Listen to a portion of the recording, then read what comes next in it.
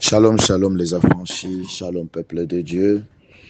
Vraiment, c'est l'heure de l'édification, comme vous le constatez. Prions, Seigneur, merci, je bénis ton nom. Yahweh, toi qui connais nos cœurs, Yahweh Père éternel, guéris ton peuple à travers ta parole, car il est écrit dans ta parole que dans leur détresse, il criera l'Éternel, et l'Éternel envoya sa parole. Que Seigneur Père éternel, que la parole de ce matin puisse guérir le cœur de celui cœur donc qui saigne, Père éternel. Guéris nos vies à travers ta parole. Donne la paix, la joie. Au nom de Jésus, j'ai ainsi prié. Amen. Vraiment, nous avons comme thème la bonne nouvelle. La bonne nouvelle.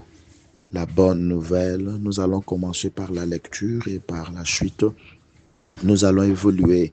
Éphésiens chapitre 1er, verset 3 à 13. Je lis au nom de Jésus. Béni soit Dieu, le Père de notre Seigneur Jésus-Christ, qui nous a bénis de toutes sortes de bénédictions spirituelles dans le lieu céleste en Christ. 13. En lui, vous aussi, après avoir entendu la parole de la vérité, l'évangile de votre salut, en lui vous avez crié et vous avez été scellés du Saint-Esprit qui avait été promis. Vraiment, en lui, après avoir entendu l'évangile de notre salut. On ne peut pas faire partie de l'Église si on n'est pas peut pas faire partie de l'Église de Jésus-Christ si on n'est pas sauvé. Donc, on doit recevoir Christ comme Seigneur et Sauveur personnel dans sa vie pour qu'on puisse faire partie de l'Église de Jésus-Christ. Que veut dire l'évangile de notre salut? L'évangile veut dire la bonne nouvelle. Nous avons écouté beaucoup de mauvaises nouvelles sur cette terre. Ces mauvaises nouvelles qui nous a enlevé la joie, la paix, l'espoir.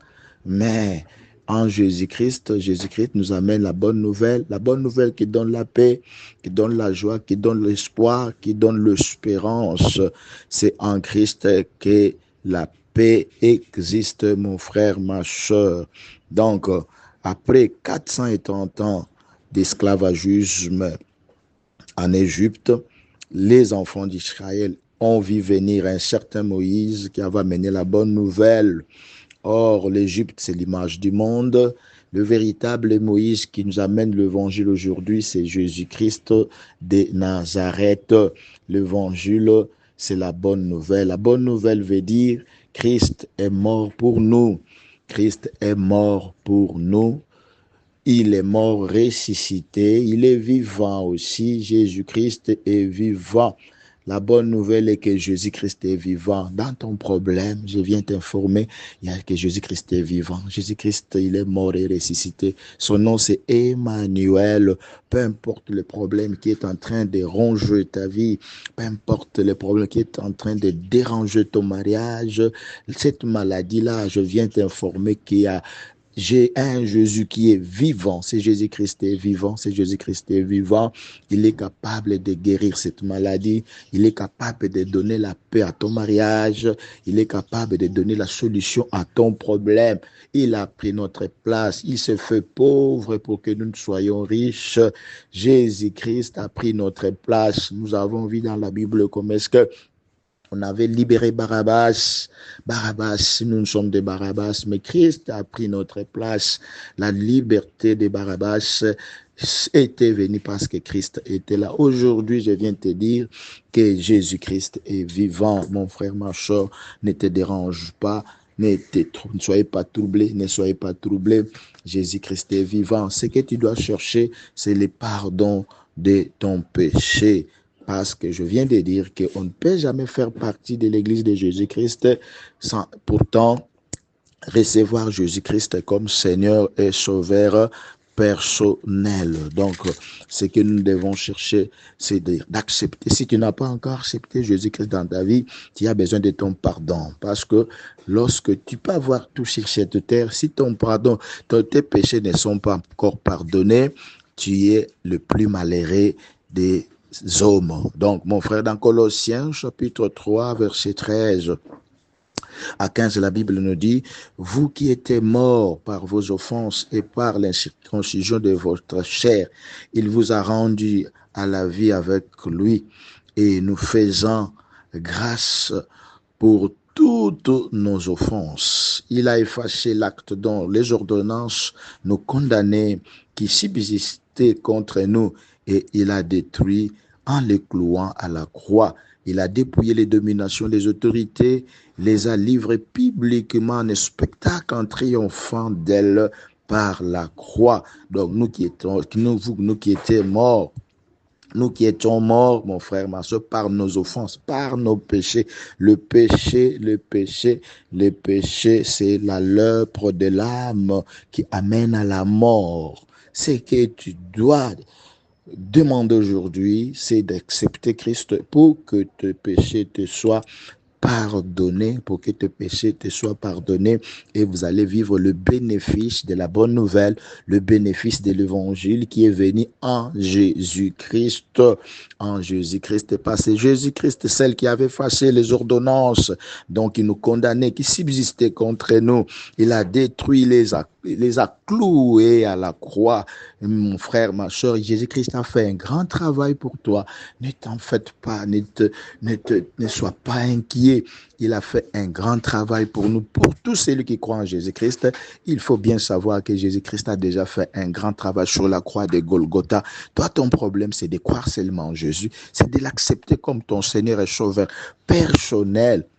C'est alors tu vas vivre le bénéfice d'être chrétien. C'est que le bénéfice d'être chrétien, c'est la bonne nouvelle. La bonne nouvelle, c'est l'évangile. L'évangile, c'est la bonne nouvelle. Christ a pris notre place. Christ est vivant. Il est vivant. Il agira. Il agira. Il agira. Christ, lorsqu'il est à nous, toutes nos Jéricho tomberont. Toutes nos Jéricho. C'est lui qui est capable. Il a fait tomber l'ennemi, les diables, pour nous donner accès à une bonne vie. C'est pourquoi lorsque le péché nous a fait chasser du jardin, mais le pardon en Christ, la bonne nouvelle, nous fait retourner au paradis. Jésus devait dire aux voleurs qui étaient avec lui sur la croix, lorsque les voleurs étaient conscients de son péché. Nous devons avoir la conscience de notre péché pour que Jésus-Christ puisse nous pardonner. Nous devons être conscients de nos maladies pour que Jésus-Christ puisse nous guérir. Lorsque les voleurs avaient eu la conscience de ses péchés, Jésus-Christ lui a dit une chose: aujourd'hui, tu seras avec moi dans le paradis. Le péché nous a fait chasser du jardin. Le pardon en Jésus-Christ nous fait retourner au paradis. Mon frère, ma soeur, tu as besoin de Jésus, tu as besoin de Jésus-Christ, tu as besoin de lui. Il veut te faire du bien. La bonne nouvelle, c'est qu'en Christ, nous avons écouté beaucoup de mauvaises nouvelles qui nous ont enlevé la paix, la joie. Mais Jésus-Christ nous amène la bonne nouvelle. La bonne nouvelle que Jésus-Christ est vivant. Jésus-Christ a pris notre place. Il a pris la place de ton échec. Il a pris la place de ta maladie. Il a pris la place de tous tes maux. Mais Christ, il est vivant. Il est vivant. Comme il est vivant, il agira. Il agira.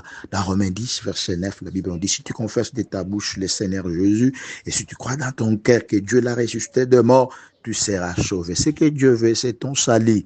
Dieu veut ton salut. Dieu veut ton salut. Si tu confesses de ta bouche le Seigneur Jésus-Christ, et si tu crois dans ton cœur, est-ce que tu as la foi que Jésus-Christ a été ressuscité de mort? Mon frère, ma soeur, le salut viendra à toi. C'est pourquoi je veux que tu puisses prier ensemble avec moi. Prions, dis Seigneur Jésus, je confesse ton nom dans ma bouche et je crois dans mon cœur que tu as été mort et ressuscité le troisième jour. C'est pourquoi Jésus, je t'invite, viens dans mon cœur, mange avec moi aussi je veux manger avec toi. Pardonne mes péchés, envoie-moi ton esprit, que l'esprit de Dieu puisse commencer à conduire ma vie dès aujourd'hui jusqu'à ma mort. Au nom de Jésus, je suis prié. Amen. Soyez bénis abondamment au nom de notre Seigneur Jésus-Christ. Amen.